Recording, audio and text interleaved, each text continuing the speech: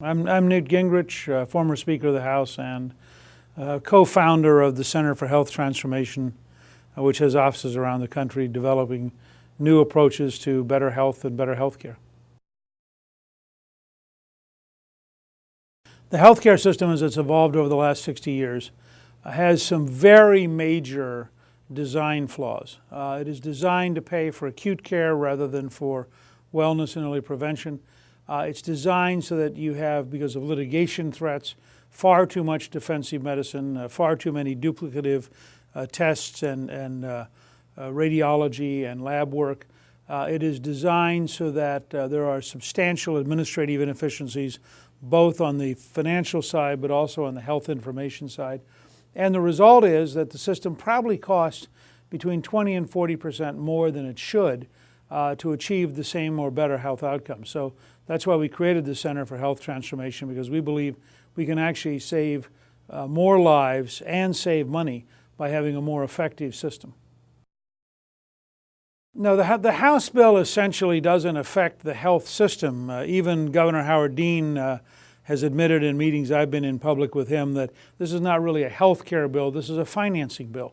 And so the House bill doesn't affect that. What it really does, which I think should disturb everybody, is it takes $500 billion out of Medicare in a way that nobody understands, and that its backers claim we're not going to affect Medicare health recipients, but it's a little hard to imagine how you're going to take $500 billion out of Medicare and not have a significant effect. In addition, this bill creates dramatically more paperwork and substantially more regulatory and bureaucratic agencies. So it's likely to make the system more cumbersome, slower, and even more out of the control of the doctor and the patient, and more in the control of the bureaucrat and the politician. Well, I think there are a couple of big provisions that are very worrisome. They create a health evaluation process that would imply that Washington bureaucrats are now going to have an enormous impact on all sorts of activities around the country. It's a level of intrusion we've never seen, and one which I think is frankly not very sustainable. They create a very jury-rigged system of a government option, and they indicate that if you're a business of under 25 employees, you could basically give up your health insurance and the government would take over that function. I think if people begin to understand that, the scale of change would be radical, and you'd end up with millions of people losing their private sector health insurance. So a number of steps like that I think people have to look at very carefully. It has no real litigation reform, and yet litigation reform is the easiest single step to getting to a dramatically less expensive system by eliminating the drive for so much defensive medicine.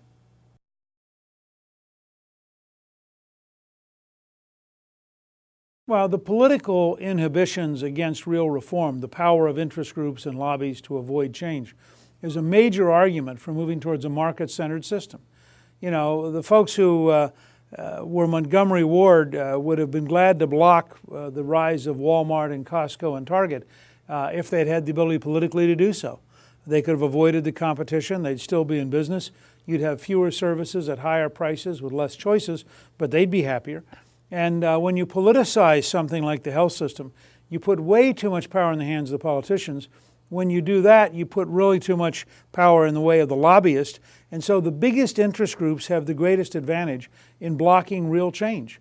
That's why markets are so much more powerful as a dynamic place where change has to occur on a continuing basis if you're going to survive. And so I think people need to really look carefully at this design problem, because as long as we have a government-dominated political bureaucratic system, it's very hard to get the kind of changes we need. On the other hand, when you allow patients to become consumers and you allow them to make choices, they're going to start migrating to better outcomes at lower cost, just as they do in everything else, and you're going to see change occur very dramatically.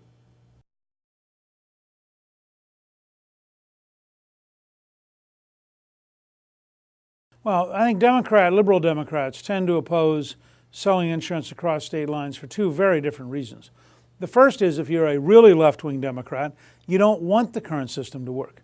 Your interest is getting to a national health insurance system run by the government, so you can have a large unionized bureaucracy that basically runs the health system of America. And so if you're a Barney Frank or you are a Henry Waxman, you have no interest in improving the current system because you don't want it to succeed. The second reason is, in many states, the Democrats have been the party of passing special interest legislation. And if you look at the states that have the highest cost of health insurance, they're invariably the states where the state legislature has imposed all sorts of mandatory requirements on insurance, even if you don't want it as an individual.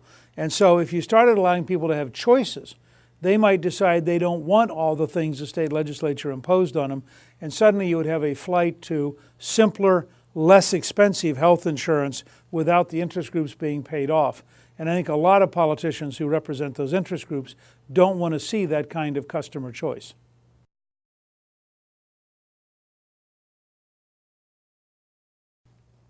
It's important to recognize if you make insurance less expensive, which is why litigation reform and allowing people to buy across state lines is so important, you're likely to voluntarily get a lot more people buying insurance.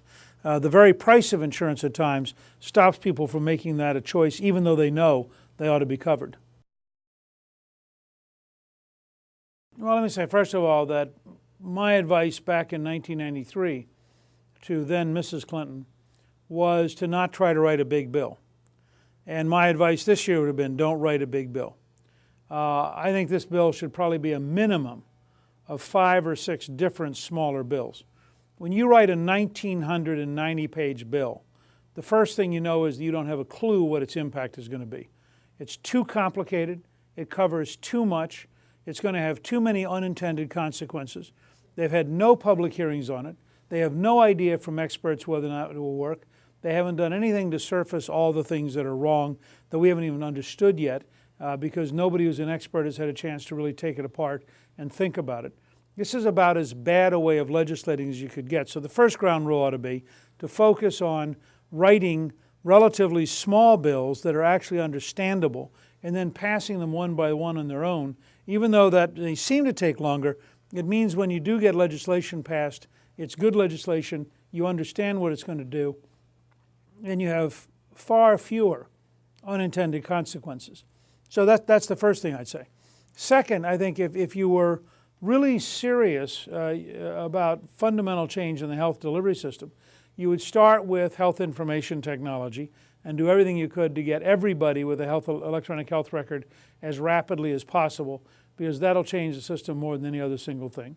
Second, you would focus a great deal on wellness prevention, early testing, and teaching chronic disease management, because conditions like diabetes, asthma, arthritis, cardiovascular disease are all going to play a bigger and bigger and bigger role. Third, you would identify best practices around the country and develop a system to incentivize doctors and hospitals migrating to best practices, because you, generally speaking in health, the better your practice, the better for the patient, the less expensive it is. It's a win-win where you actually save lives and save money, which is why we think that's such an important concept. So I think there are very practical steps that could be taken. We just published a book at the Center for Health Transformation, edited by Jim Frogue, called Stop Paying the Crooks. And 13 different authors outline how we could take steps to save between 70 and $120 billion a year that we currently believe in Medicare and Medicaid is being stolen. That kind of savings would allow you to do a lot of things to help cover the uninsured with no tax increases. I think it might get passed this year in the Senate, depending on how much they negotiate, and depending on what this is. There's no possibility, zero, of the Pelosi left-wing bill passing the Senate.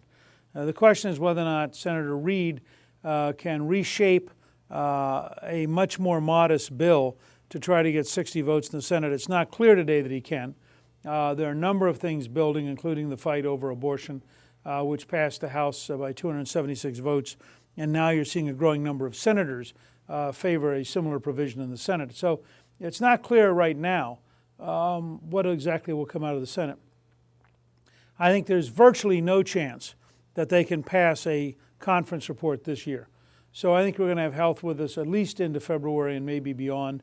And it's not totally certain yet that the Senate can even pass a bill this year, that they may end up having to punt until next year and bring it up sometime in late January, early February.